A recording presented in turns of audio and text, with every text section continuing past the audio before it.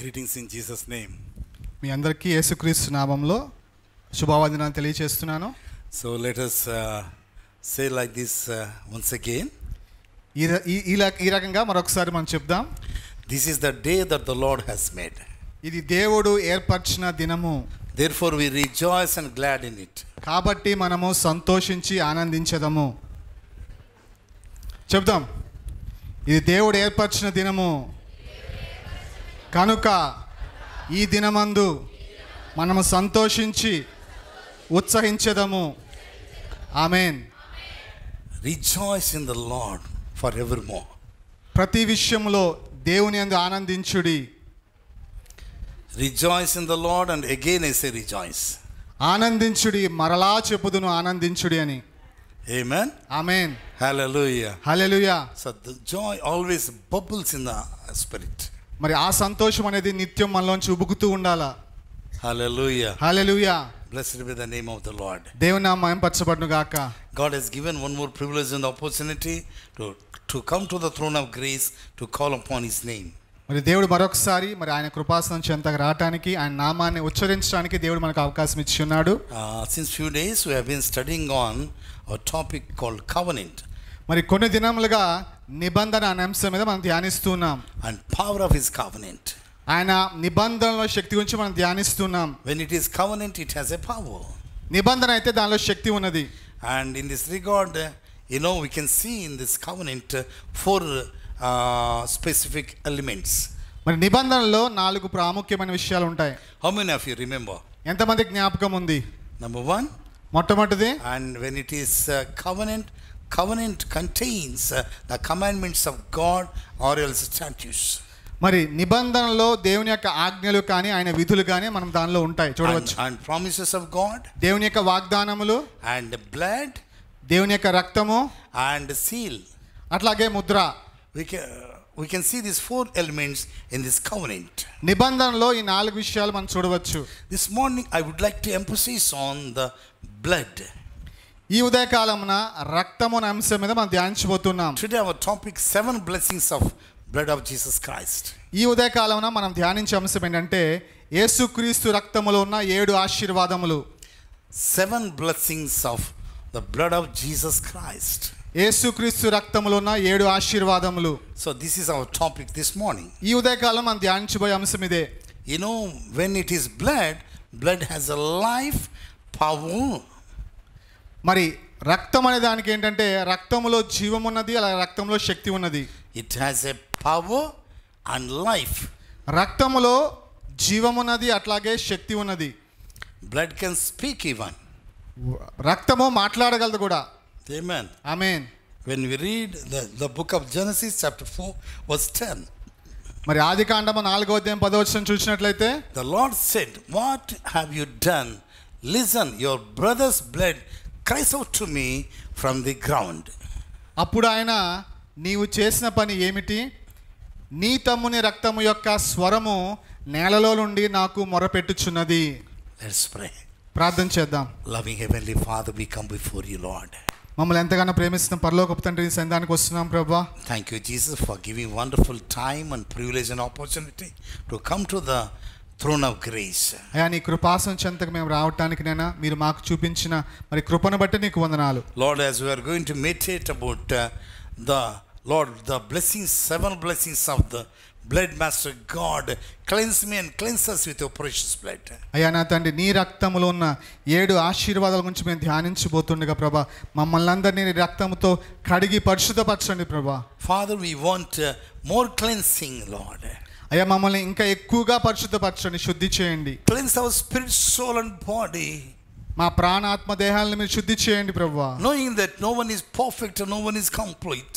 అయ్యా, ఎవరునైనా మరి అన్ని విషయాల్లో మరి పరిశుద్ధులు కాదు కనుక ప్రభా, మీరే మమ్మల్ని పరిశుద్ధపరచండి. But still we want to grow in the perfection of our Lord Jesus Christ. అయ్యా, మేమందరం కూడా నీ పరిపూర్ణతలోకి వెళ్ళటకు మాకు సహాయం దయచేయండి. As the days pass on, we want to grow in the God's perfection. అయ్యా, దినములు గడుచుండగా ప్రభా, యేసుక్రీస్తు యొక్క మరి సంపూర్ణతలకు మమ్మల్ని అందరూ నడిపించండి తండ్రి. This morning we gather here together, Lord, to magnify and exalt the name of the Lord. అయ్యా నా తండ్రి, ఈ ఉదయ కాలమున మరి దేవుని నామాన్ని మరి హెచ్చించడానికి, ఆయన నామాన్ని ఘనపరచడానికి మేమందరం చేరి ఉన్నాం తండ్రి. Lord, you speak to me and speak to us, Lord, through your word. అయ్యా మీరు నాతోను మాతోను నీ వాక్యం ద్వారా మాట్లాడండి ప్రభువా. Thank you, Lord, for this precious son who is interpreting the message, Lord, Brother Isaac. అయ్యా నా తండ్రి, మరి ఈ యొక్క మరి వాక్యాన్ని మరి ఇంటర్ప్రిట్ చేస్తున్న మరి ఐజాక్ని బట్టుకొని నీకు వందనాలు. Lord, bless him and bless his family, Father God. తన కుటుంబాన్ని దీవించండి. Thank you, Lord, for giving wonderful fellowship with this precious people. అయ్యా నా తండ్రి, మరి నీ పరిశుద్ధులందరితో మాకు ఇచ్చిన గొప్ప మరి ప్రభు అవకాశం బట్టి నీకు వందనాలు. Thank you, Lord, for the Agape Calvary Church congregation. అయ్యా నా తండ్రి, నైనా మరి అగాపే కల్వరి సంఘం యొక్క ఈ యొక్క సమాజం అంతని బట్టి నీకు వందనాలు. I sprinkle the blood of Jesus upon every child of God. అయ్యా నా తండ్రి, ప్రతి ఒక్కరి మీద ప్రభు యేసుక్రీస్తు యొక్క రక్తాన్ని ప్రోక్షిస్తున్నాం ప్రభు. Let every child of God receive the power of God. అయ్యా నా తండ్రి, ప్రతి బిడ్డ దేవుని యొక్క శక్తి ఇప్పుడే పొందుకొనుగాక. In Jesus' mighty and blessed name we pray. All God's children say amen. యేసు శక్తిగల నామములో ప్రార్థిస్తున్నాం తండ్రి. అందరూ ఆమేన్ చెప్దాం. ఆమేన్. Let us read from Hebrews chapter 12 verse 24. మరి హెబ్రీయులకు రాసిన పత్రిక 12వ అధ్యాయము 24వ వచనం చదువుదాం. Jesus, the mediator of the new covenant, and to the blood of sprinkling that speaks better things than that of Abel. క్రొత్త నిబంధనకు మధ్యవర్తి అయిన యేసునొద్దకును హేబేలు కంటే మరి శ్రేష్టమగు పలుకు ప్రోక్షణ రక్తమునకును మీరు వచ్చి ఉన్నారు. Amen. Amen. See, this verse tells about the mediatorship.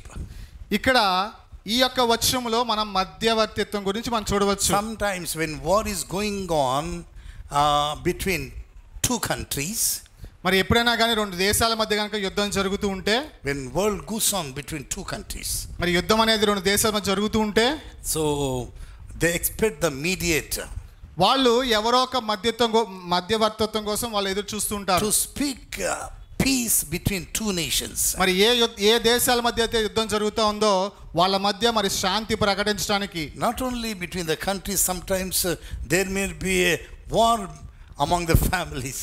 మరి దేశాల మధ్య కాదు కానీ మరి అట్లాగే కుటుంబాల మధ్య కూడా యుద్ధం జరుగుతూ ఉండొచ్చు. Sometimes we see the big fight between the parents and children. అట్లాగే మరి తల్లిదండ్రుల మధ్య అట్లాగే వాళ్ళ యొక్క పిల్లల మధ్య కూడా మరి పెద్ద యుద్ధాలు మనం చూస్తూ ఉండొచ్చు. If it is fight between husband and wife, I don't say it's a fight, it's a war. మరి భార్యాభర్తల మధ్య మరి గొడవ అనుకోవడం కాదు కానీ యుద్ధమే అని చెప్పొచ్చు. But there must be, we need mediator for everything. కానీ వీటన్నిటికీ కూడా మనకి ఎవరో ఒకరు మధ్యవర్తిత్వం కావాలి. Always mediator must bring peace. మరి ఈ మధ్యవర్తి మనకి ఏం తేవాలంటే సమాధానం తేవాలి. That's what the Bible says about mediatorship.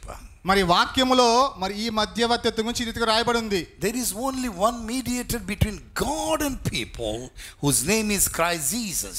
దేవునికి మానవునికి మధ్య ఒకే ఒక్క మధ్యవర్తి ఉన్నాడు. ఆయన పేరు ఏంటంటే ప్రభు అయిన యేసుక్రీస్తు.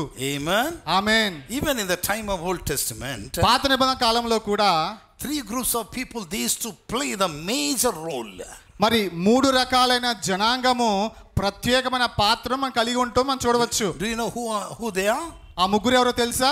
And priest, మరి యాజకుడు, and kings, రాజులు, and also prophets. ప్రవక్తలు. Priests, యాజకులు, and kings, రాజులు, and prophets. ప్రవక్తలు. These three groups of the people, they used to play very major role. మరి ఈ మూడు రకాలైన వ్యక్తులు మరి ప్రాముఖ్యమైన పాత్ర వాళ్ళు పోషిస్తూ ఉండేవాళ్ళు. That's the reason God is to speak to the people through the prophetical ministry in the time of Old Testament. అందుకనే పాత నిబంధన కాలంలో ప్రవచనాత్మకమైన పరిచర్య ద్వారా దేవుడు మాట్లాడుతూ ఉండేవాడు. God wants to reveal his will unto the people in the time of Old Testament. పాత నిబంధన కాలంలో కూడా దేవుడు తన యొక్క ఉద్దేశాలని తెలియచేయాలనుకుంటూ ఉండేవాడు. But the children of Israel, their heart is very hardened. కానీ మరి ఇశ్రాయేల్ జనాంగం యొక్క మరి మనస్సు కఠినమైపోయింది. They did not obey the voice of God. దేవుని యొక్క స్వరానికి వాళ్ళు విధేయత చూపించలేకపోయారు. That's the reason Almighty God, he has decided himself to send his begotten son, whose name is Jesus Christ. దాన్ని బట్టే దేవాది దేవుడు ఏం చేశాడంటే తన సొంత కుమారుణ్ణి పంపించడానికి ఆయన పేరు ఏంటంటే యేసుక్రీస్తు, ఆయన పంపించడానికి ఆయన ఇష్టపడ్డాడు. Here it says, the Jesus, the mediator of the New Testament, and to the blood of sprinkling that speaks better things than that of Abel. క్రొత్త నిబంధనకు మధ్యవర్తి అయిన యేసునొద్దకును హేబేలు కంటే మరి శ్రేష్టముగా పలుకు ప్రోక్షణ రక్తమునకును మీరు వచ్చి ఉన్నారు. What I want to tell you this morning, what is the difference between the blood of Jesus and blood of Abel? ఈ ఉదయకాలం మీకు ఏం చెప్పాలనుకుంటున్నానంటే యేసుక్రీస్తు యొక్క రక్తానికి అట్లాగే హేబేలు రక్తం మధ్య ఉన్న వ్యత్యాసం ఏంటి? What's the difference? ఏంటి వ్యత్యాసము? So Abel, he was killed by his own brother Cain. మరి హేబేలు తన సొంత అన్నయ్యన కయీను చేతిలో మరణించాడు. It is recorded in the Bible like a first murder in the universe. మరి బైబిల్ గ్రంథంలో రీతిగా రాయబడి ఉంది. మరి ఈ యొక్క మరి అలాగే సృష్టిలో మొట్టమొదటి హత్యగా మనం చూడవచ్చు. He was not killed by AK-47 or something else. మరి పెద్ద పెద్ద ఆయుధాలు AK-47 లాంటి ఆయుధాల ద్వారా అతడు చనిపోలేదు. Because those days sword or knives or weapons, those things are not available. ఆ రోజుల్లో మరి కత్తులు అలాగే ఆయుధాలు అనేవి ఏంటంటే అందుబాటులో లేవు. Just because of jealousy in the Cain's life. కేవలము తన తమ్ముని పట్ల కయీను కలిగిన అసూయను బట్టే చంపాడు. They are the first children to Adam and Eve. మరి ఆదాము అవ్వలకు వాళ్ళు మొట్టమొదటి కలిగిన పిల్లలు. What the Bible says about when you read in Genesis chapter 4, Abel and Cain, both guys, they brought offering into the presence of God. మరి ఆదికాండము 4వ అధ్యాయం ధ్యానం చేసినట్లయితే అక్కడ కయీను అట్లాగే హేబేలు ఇద్దరు కూడా దేవునికి బలి అర్పించడానికి ఏదో ఒకటి తీసుకొచ్చారు. Bible says God has accepted Abel and his offering. That's very important. వాక్యంలో ఏమని రాయబడిందంటే హేబేలు అలాగే అతని యొక్క అర్పణను దేవుడు లక్ష్యము చేశాడని రాయబడింది అక్కడ. Many times we used to think about our offering. చాలా సార్లు అర్పణ గురించి మనం ఆలోచిస్తూ ఉంటాం. If I don't offer my offering, ministry cannot be done. మరి దేవునికి నా అర్పణలు అర్పించకపోతే మరి పరిచర్య జరగదన్నట్టుగా ఆలోచిస్తూ ఉంటాం. If I don't give money, it's very difficult for survival of the pastor. మరి సంఘానికి గనక నేను ధనం ఇవ్వకపోతే పాస్టర్ గారి యొక్క దైనందిక జీవితం చాలా కష్టమైపోద్ది అనుకుంటూ ఉంటాం. What I want to tell you, see, the intention behind your offering is very important than your money what you are offering. మరి మీరు ఇచ్చే ధనము కంటే ఏ ఉద్దేశంతో దేవునికి ఇస్తున్నారో అనే ఆ యొక్క ఉద్దేశం ఇంకా ప్రాముఖ్యత సంతరించుకుంటూ ఉంటుంది. Let me give you a beautiful example from the Bible. వాక్యంలో ఉండి ఒక మంచి ఉదాహరణ మీకు ఇవ్వనివ్వండి. In the time of offering, Jesus was standing in the church, in the synagogue. మరి యేసు ప్రభు ఒకానొక సమయంలో మరి అర్పణలు అర్పించే సమయంలో ఆ యొక్క సమాజ మందిరంలో ఆయన అర్పణల కానుకలు పెట్టే పక్కన నిలబడి ఉన్నారు. Jesus was standing beside the offering box. కానుకల పెట్టే పక్కన యేసు ప్రభు నిలబడి ఉన్నారు. Everyone coming and offering their offer their offering. మరి అందరూ వస్తూ తమకు కలిగిన అర్పణలు వాళ్ళు అర్పిస్తూ ఉన్నారు. And poor widow, she came forward and she offered only 2 dinars. మరి పేదరాలైన విధవరాలు వచ్చి తనకి కలిగిన 2 దినారాలని దేవుని కొరకు అర్పించింది. Do you know what Jesus said? యేసు ఏం చెప్పారో తెలుసా? She has given the offering more than you all. ఈమె మీ అందరికంటే ఎక్కువ అర్పణ అర్పించిందని యేసు చెప్పారు. They might have offered millions and billions of rupees. మరి వాళ్ళు లక్షల కొలది లేదా కోట్ల కొలది డబ్బులు వాళ్ళు ఇచ్చి ఉండవచ్చు. Let me tell you, in Israel money they use shekels even today. Israel జనాంగం యూజ్ చేసే ధనం పేరు ఏంటంటే షెకెల్స్ అంటారు. They might have given more and more shekels. వాళ్ళు ఎక్కువ అయిన షెకెల్స్ ఇచ్చి ఉండొచ్చు. But this lady, this poor widow woman, she gave only 2 shekels. కానీ ఈ పేద విధవరాలు కేవలము 2 షెకెల్స్ మాత్రమే ఇచ్చింది. And her offering was appreciated by Jesus Christ. కానీ ఆ అర్పణ మాత్రము యేసుక్రీస్తు చేత ప్రశంసలు అందుకోవడం జరిగింది. Because she gave everything unto God. ఎందుకంటే ఆమె తనకు కలిగిన సమస్తాన్ని దేవునికి అర్పించేసింది. She did not keep anything within herself. ఆమె తన దగ్గర ఏమీ పెట్టుకోలేదు. And giving is a God's formula. మరి ఇవ్వటం అనేది దేవుడు మనకిచ్చిన ఒక formula. Bible says, give, it shall be given unto you. ఇవ్వండి అప్పుడు మీకు ఇవ్వబడుతుందని బైబిల్ గ్రంథం సెలవిస్తా ఉంది. Give, it shall be given unto you.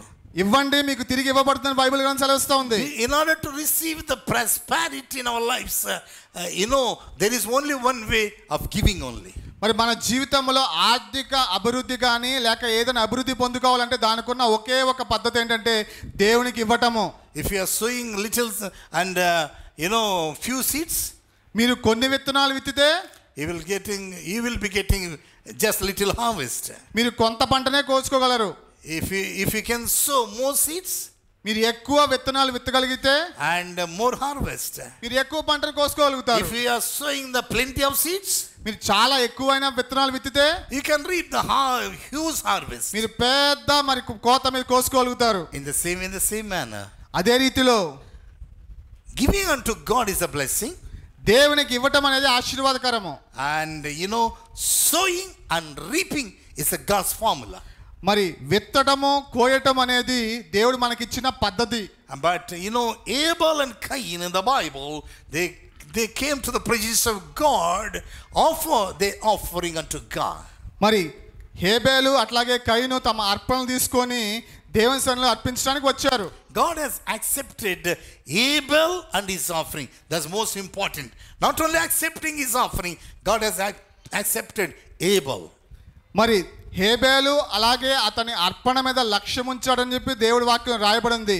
మరి అర్పణ మాత్రమే కాదు కానీ హేబేలు మీద దేవుడు లక్ష్యం ఉంచాడు. But God has rejected Cain and Cain's offering. కానీ దేవుడు కయీను అట్లాగే కయీను యొక్క అర్పణ కూడా దేవుడు తృణీకరించాడని రాయబడింది. Abel was killed by his brother mercilessly.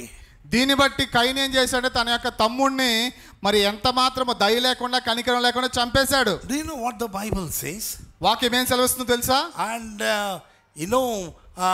the blood of sprinkling that speaks better things than that of Abel. మరి యేసుక్రీస్తు యొక్క రక్తము హేబేలు రక్తం కంటే శ్రేష్టమైన మాటలు పలుకుతుందని చెప్పి. And Genesis chapter 4 verse 10 says, మరి ఆదికాండము 4:10 రాయబడి ఉంది. The Lord said, what have you done? Listen, your brother's blood cries out to me from the ground. అప్పుడు ఆయన నీవు చేసిన పని ఏమిటి? నీ తమ్ముని రక్తము యొక్క స్వరము నేలలో నుండి నాకు మొరపెట్టుచున్నది. As I told you in the beginning of the message, blood has a power and also it has a life, it can speak. మరి ఈ యొక్క వర్తమానం ప్రారంభంలో మీకు చెప్పాను నేను, రక్తానికి శక్తి ఉంది, అట్లాగే రక్తానికి స్వరం కూడా ఉంది, అది మాట్లాడగలదని. Blood can speak. రక్తం మాట్లాడగలదు. The way the blood of Abel spoke, it's like the blood of Abel is complaining blood. మరి హేబేలు యొక్క రక్తం ఎలాంటి రక్తం అంటే ఇతరుల గురించి మరి వాళ్ళ మీద మాటలు చెప్పే రకమైన రక్తం అది. Why we have a better covenant? ఎందుకు మనకి శ్రేష్టమైన నిబంధన ఉన్నది? How can we say that the blood of Jesus Christ is better than blood of Abel? యేసుక్రీస్తు యొక్క రక్తము హేబేలు రక్తం కంటే శ్రేష్టమైనదని ఎలా చెప్పగలము? Say after even falling on the ground, the Abel's blood was speaking unto God. మరి రక్తము మరి హేబేలు యొక్క రక్తము నేల మీద కాల్చబడిన తర్వాత కూడా ఆ రక్తం ఏంటంటే దేవునికి మొరపెడతా ఉంది. Hey, my brother Cain, he killed me mercilessly. ఇదిగో నా యొక్క అన్నయ్యన కయీను నన్ను నిర్దాక్ష్యంగా చంపాడని చెప్పి. So he killed me mercilessly, Lord. ఇదిగో నన్ను అనవసరంగా చంపాడని చెప్పి. Blood has a life and power.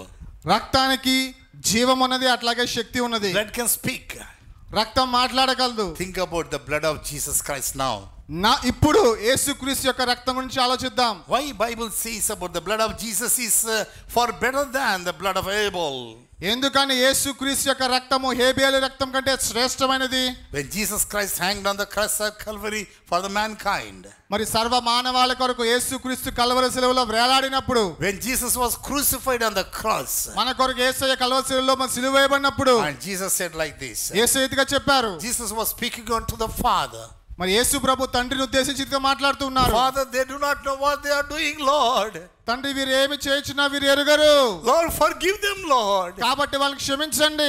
The blood has a forgiveness. రక్తానికి క్షమించే గుణం ఉంది. Why the blood of Jesus better than the blood of Abel? హేబేలు రక్తం కంటే యేసుక్రీస్తు రక్తం ఎందుకు శ్రేష్టమైనదంటే, remember the blood of Abel always it gives complaint. హేబేలు యొక్క రక్తం ఎప్పుడు కూడాను నేరారోపణ చేస్తూ ఉంటది. always giving complaint. నేరారోపణ చేస్తూ ఉంటది. When we read in the book of Revelation, ప్రకటన గ్రంథంలో మనం చూసినట్లయితే Bible says about devil is the accuser of the brethren. మరి అపవాది గురించి వాక్యంలో ఏం రాయబడింది అంటే అపవాది మరి మనుషులకు వ్యతిరేకంగా మరి నేరారోపణ చేస్తాడు. నేరారోపణ చేసే వ్యక్తి అని రాయబడింది అక్కడ. He is accuser always. నేరారోపణ చేసే వ్యక్తి అపవాది. See, no one is perfect and complete. ఎవరు కూడా అన్ని విషయాల్లో సంపూర్ణులు car. We all did mistake. మనమందరం కూడా తప్పులు చేశాం. And also we are doing mistakes sometimes. మనం చేస్తూనే ఉన్నాం తప్పులు. Knowingly or unknowingly. తెలిసి తెలియక చేస్తూ ఉండొచ్చు. But we have such a great almighty God who is able to forgive us from all our sins and trespasses. కానీ మనం ఎంతో గొప్ప దేవుని కలిగి ఉన్నాం. ఆయన మన అతిక్రమాలను మన దోషాలన్నిటిని కూడా క్షమించే దేవుడు. But in the book of Revelation, Bible tells about the devil. కానీ ప్రకటన గ్రంథంలో మరి వాక్యంలో అపవాది గురించి రాయబడి ఉంది. Devil is the accuser of the brethren. అతడు మరి తన యొక్క సహోదరుల ఎడల నేరారోపణ చేసేవాడు. నిందలు మోపువాడు కూడా. Right? So always the works of the devil.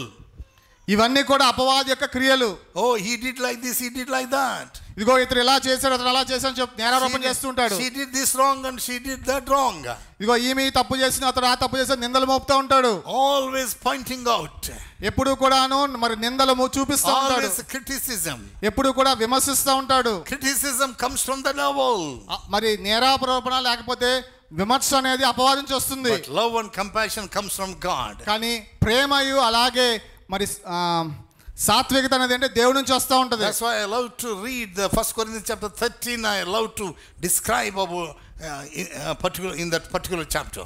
అందుకనే మరి మొదటి కొరింథీయుల రాసిన పత్రిక 13వ అధ్యాయం ఎక్కువగా మీకు తెలియచేయడానికి నేను ఇష్టపడుతూ ఉంటాను. See, love forgives everything. ప్రేమ సమస్తాన్ని క్షమిస్తుంది. Love covers everything. ప్రేమ సమస్తాన్ని కప్పుతుంది. Love hath no enmity.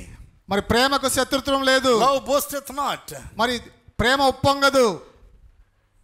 Always love forgives. ప్రేమ ఎప్పుడు కూడా క్షమిస్తుంది. Amen. Amen. The blood of Abel, it gave complaint to the Almighty God.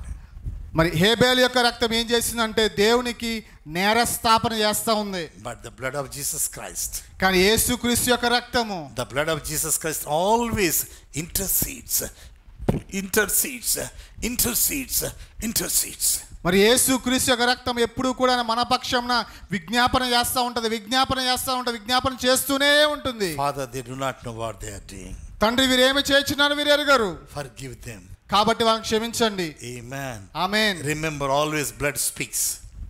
ఎప్పుడు జ్ఞాపకం చేసుకోండి, రక్తము మాట్లాడుతుంది. The blood of Jesus Christ has been speaking, since 2024 years. 2024 సంవత్సరం నుంచి యేసుక్రీస్తు యొక్క రక్తం మాట్లాడుతూనే ఉంది. And it is going to speak till the second coming of the Lord Jesus Christ. ఇది ఎంతవరకు జరుగుతుందంటే ఆయన రెండవ రాకడ వరకు జరుగుతూనే ఉంటుంది. Whatever sins we may commit, మనం ఎలాంటి మరి పాపములు చేస్తున్నప్పటికీ we no need to carry the guilt. మరి ఆ యొక్క నేరస్థాపన మన హృదయంలో మనం మోసుకొని వెళ్ళాల్సిన We no need to carry the guilt. ఆ శిక్షా విధిని మనం మోసుకొని వెళ్ళాల్సిన పని లేదు. The blood of Jesus Christ is able to forgive us from all our sins and trespasses. యేసుక్రీస్తు యొక్క రక్తము ప్రతి పాపం నుండి మనల్ని క్షమించి మనల్ని విమోచింపగలదు. We no need to carry our guilt. ఆ శిక్షా విధిని మనం మోసుకొని వెళ్ళాల్సిన పని లేదు. Amen. ఆమేన్. And secondly, రెండవదిగా the blood of Jesus provides forgiveness of sin. యేసుక్రీస్తు యొక్క రక్తము క్షమాపణ అనుగ్రహిస్తుంది. What's the first blessing? మొట్టమొదటి ఆశీర్వాదం ఏంటి? That speaks better than Abel. యేసుక్రీస్తు యొక్క రక్తం హేబేలు రక్తం కంటే శ్రేష్టమైన మాటలు పలుకగలదు. The reason the blood of Jesus contain the mercy and compassion, love. ఎందుకంటే యేసుక్రీస్తు రక్తంలో ప్రేమ, దయ అనే గుణాలు కలిగి ఉన్నది. And also Jesus is the real mediator. అలాగే యేసుక్రీస్తు నిజమైన మధ్యవర్తి. He is real mediator. ఆయన నిజమైన మధ్యవర్తి. If husband and wife fought sometimes, మరి ఒక భార్య భర్తలు ఎప్పుడైనా గొడవ పడితే some of the mediators are very terrible. మరి కొంతమంది మధ్యవర్తులు చాలా భయంకరంగా ఉంటూ ఉంటారు. When this person mediator goes to the husband, ఈ యొక్క మధ్యవర్తి భర్త దగ్గరికి వెళ్ళినప్పుడు, brother, actually you don't know about your wife. She is terrible, but I can't say anything by my mouth. సహోదరుడా, మరి నీ భార్య గురించి నీకు అన్నీ తెలియదు కానీ నేను కొన్ని విషయాలు నా నోటితో చెప్పలేదని చెప్పి అంటూ ఉంటారు. Same thing when he goes to the wife. మరి ఇదే మధ్యవర్తి తిరిగి భార్య దగ్గరికి వెళ్ళినప్పుడు, sister, praise the Lord, sister. అమ్మ సిస్టర్ గారు వందనాలు అంటూ ఉంటారు. And your husband, I can't tell anything, he's very terrible. ఇగో నీ భర్త నేను చెప్పలేం కానీ చాలా భయంకరుడు అంటూ ఉంటారు. అసలు పెట్రోల్ అవసరం లేదు, గడ్డి అవసరం లేదు, మంట పెట్టడమే మాటలు. It's a terrible. చాలా భయంకరంగా ఉంటూ ఉంటారు. We must be careful about our words. మన మాటల విషయంలో చాలా జాగ్రత్తగా ఉండాలి. God has chosen our lives like, peacemakers, not like peace breakers. మన జీవితాల్లో దేవుడు సమాధానకర్తలుగా ఉండాలనుకుంటున్నాడు కానీ సమాధానాన్ని త్యజించే వాళ్ళగా ఉండకూడదు అంటున్నాడు. And secondly, రెండవదిగా the blessing of the blood of Jesus Christ. యేసుక్రీస్తు రక్తంలో ఉన్న రెండో ఆశీర్వాదం ఏంటంటే The blood of Jesus provides forgiveness of sin. యేసుక్రీస్తు యొక్క రక్తము మనకి పాప క్షమాపణ అనుగ్రహిస్తుంది. Matthew chapter 26 and 28. మత్తయి సువార్త 26వ అధ్యాయం 28వ వచనం. This is my blood of the covenant, which is poured out for many for the forgiveness, remission of sins. ఇది నా రక్తము అనగా పాప క్షమాపణ నిమిత్తము అనేకుల కొరకు చిందించబడుచున్న నిబంధన రక్తము. Amen. Amen. Hallelujah. Hallelujah. And also Bible says, therefore if anyone is in Christ, he is a new creation. All things have passed away. Behold, all things have become new. అందుకని వాక్యంలో ఏం పడుతుందంటే ఎవరైనా యేసుక్రీస్తును నేర్లా వారు నూతన సృష్టి, ఇదిగో పాతవన్నీ గతించువని సమస్తము క్రొత్తవైనవి. Amen. Amen. Hallelujah. Hallelujah. Blessed be the name of the Lord. దేవుని నామం మహిమపరచబడును గాక. So Jesus is the mediator of the New Testament. కాబట్టి యేసుక్రీస్తు నూతన నిబంధనకు మధ్యవర్తి అయి ఉన్నాడు. Why Jesus shed his blood on the cross of Calvary? ఎందుకని యేసుక్రీస్తు కల్వరిలో తన రక్తాన్ని చిందించారు? To forgive all our sins. మన పాపములన్నిటిని కూడా క్షమించడానికి. That's why Jesus said, this is my blood. అందుకనే యేసయ్య అన్నారు, ఇదిగో ఇది నా రక్తము అని. Without shedding of blood there is no remission of the sins. పాప రక్తము చిందించకుండా పాప క్షమాపణ కలుగదు. And it is written in the book of Hebrews. హెబ్రీయులకు రాసిన పత్రిక 9వ అధ్యాయంలో ఈ మాటలు రాయబడి ఉన్నాయి. Not through the blood of the bulls, blood of the oxes. మరి గొర్రెల యొక్కయు మరి అలాగే మరి జంతువుల యొక్కయు రక్తము చేత మనం విమోచించబడలేదు. But we have been redeemed by the blood of Jesus Christ. అమూల్యమును నిష్కలంకమైన యేసుక్రీస్తు రక్తము చేత మనమందరం కూడా విమోచించబడి ఉన్నాం. The blood of Jesus is able to give us the forgiveness. యేసుక్రీస్తు రక్తము మనకు పాప క్షమాపణ అనుగ్రహించే రక్తము. And 1 John chapter 1 verse 7, 8 and 9. అట్లాగే మరి మొదటి యోహాను రాసిన పత్రిక మొదటి అధ్యాయము 7, 8, 9 వచనం రాయబడి ఉంది. It says, if we confess our sins, he is faithful and just to forgive us from all our unrighteousness. మనం మన పాపంలో ఒప్పుకునే ఆయన నమ్మదగిన వాడు, నీతిమంతుడు గనుక మన సమస్త పాపం నుండి మనం విడిపించి మన పవిత్రులుగా చేయగలని అక్కడ రాయబడి ఉంది. Amen. Amen. And when after receiving the forgiveness of Christ Jesus, యేసుక్రీస్తు దగ్గర నుంచి పాప క్షమాపణ పొందుకున్న తర్వాత see the difference between before forgiveness and after forgiveness. పాప క్షమాపణ పొందుకోక ముందు అట్లాగే పొందుకున్న తర్వాత మధ్య వ్యత్యాసం చూసినట్లయితే Whosoever may be right after receiving Christ Jesus as his or her personal savior, మరి ఎవరైనా కానీ యేసుక్రీస్తుని తమ సొంత రక్షకునికి అంగీకరించిన తరువాత Bible says their names are written in the book of life. వాక్యం సెలవిస్తుంది వాళ్ళ పేర్లు జీవ గ్రంథంలో రాయబడతాయని. It is called the book of life. ఆ గ్రంథాన్ని జీవ గ్రంథం అంటారు. I want to tell you one more book from the Bible. అట్లాగే మరి బైబిల్ గ్రంథం రాయబడిన వేరొక గ్రంథం గురించి చెప్తాను నేను. The book of Malachi chapter 3 verse 16. Malachi గ్రంథము 3వ అధ్యాయం 16వ వచనం. How many of you heard of this book? ఎంతమందికి మరి ఈ గ్రంథం గురించి తెలుసు? The book of Malachi chapter 3 verse 16. Malachi గ్రంథము 3వ అధ్యాయం 16వ వచనం. I know many of us know about the book of life. చాలా మందికి జీవ గ్రంథం గురించి తెలుసు. Here it is, this book is called the book of remembrance. మరి ఈ యొక్క గ్రంథం పేరు ఏంటంటే, ఇక్కడ రాయబడిన గ్రంథం పేరు ఏంటంటే జ్ఞాపకార్థమైన గ్రంథము.